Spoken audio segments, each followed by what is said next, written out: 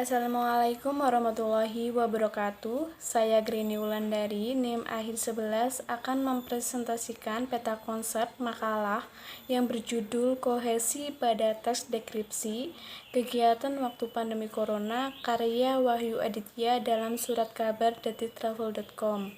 Di sini membahas kajian teori, fokus penelitian, dan metode penelitian. Kajian teori ada bahasa, wacana. Dalam wacana ada konseptual dan tekstual. Dalam tekstual ada kohesi gramatikal dan kohesi leksikal. Kemudian untuk fokus penelitian yang dibahas yaitu unsur-unsur kohesi yang digunakan pada teks deskripsi kegiatan waktu pandemi corona dalam surat kabar detiktravel.com. Kemudian fungsi kohesi pada teks deskripsi kegiatan waktu pandemi corona dalam surat kabar detiktravel.com. Kemudian untuk metode penelitian. Jenis penelitian ini adalah deskripsi kualitatif. Data dalam penelitian ini yaitu berupa kalimat-kalimat yang mengandung kohesi yang terdapat pada teks deskripsi kegiatan waktu pandemi corona dalam surat kabar detiktravel.com. Kemudian untuk sumber data dalam penelitian ini adalah rubrik opini surat kabar detiktravel.com. Teknik pengumpulan data yaitu dengan menggunakan metode simak. Teknik analisis data yaitu dengan menggunakan metode Agih dengan teknik dasar Boole. Kemudian tahap penyajian hasil analisis menggunakan penyajian informal. Selanjutnya bab 1 membahas mengenai pendahuluan. Dalam pendahuluan ada latar belakang masalah, rumusan masalah, tujuan penelitian, dan manfaat penelitian. Dalam latar belakang masalah, membahas mengenai bahasa, wacana, dan konjungsi. Untuk rumusan masalahnya yang dipertanyakan yaitu apa saja unsur-unsur kohesi yang digunakan pada teks deskripsi kegiatan waktu pandemi corona dalam surat kabar detiktravel.com. Yang kedua, bagaimana fungsi unsur-unsur kohesi yang digunakan pada teks deskripsi kegiatan waktu pandemi corona dalam surat kabar detiktravel.com. Tujuan penelitiannya, pertama, untuk mendeskripsikan unsur-unsur kohesi yang digunakan pada teks deskripsi kegiatan waktu pandemi corona dalam surat kabar detiktravel.com. Kedua, untuk mendeskripsikan fungsi unsur-unsur kohesi yang digunakan pada teks deskripsi kegiatan waktu pandemi corona. Untuk manfaat penelitian membahas mengenai manfaat teoritis dan manfaat praktis. Selanjutnya pada peta konsep bab 2 membahas landasan teori. Ada penelitian relevan, wacana, kohesi, dan surat kabar. Penelitian relevan. 1.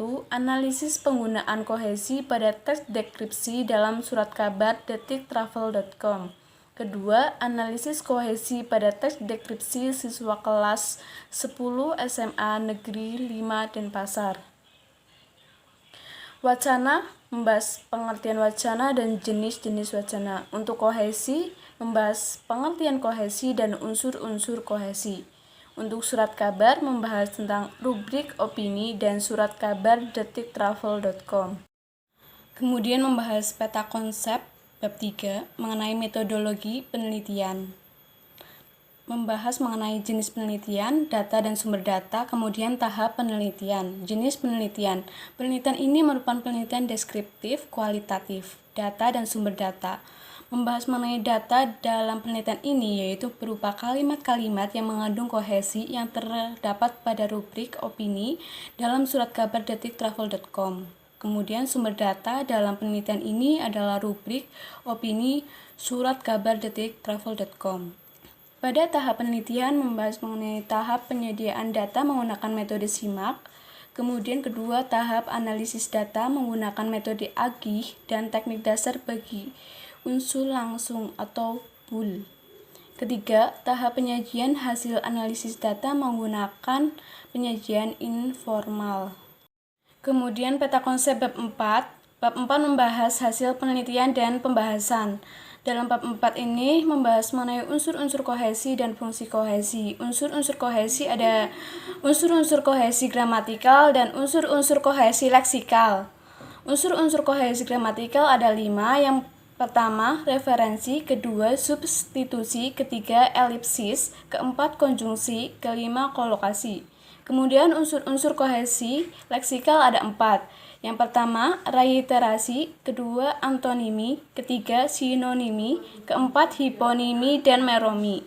Fungsi kohesi ada yang pertama, berfungsi untuk menciptakan kepaduan teks yang mudah dipahami, baik itu secara struktur maupun makna, karena menghubungkan antara kata, frasa, dan glosa. Kemudian, kedua, ada kohesi berfungsi sebagai penanda dalam memadukan kalimat pada wacana. Penanda hubungan pengganti, kata pengganti, dan konjungsi, elipsis, penghilang tapi masih mengetahui. Kemudian penanda perangkaian dalam satu kalimat, sebaliknya, selanjutnya, dan penanda hubungan leksikal, repetisi, homonim, dan sinonim. Terima kasih presentasi dari saya. Wassalamualaikum warahmatullahi wabarakatuh.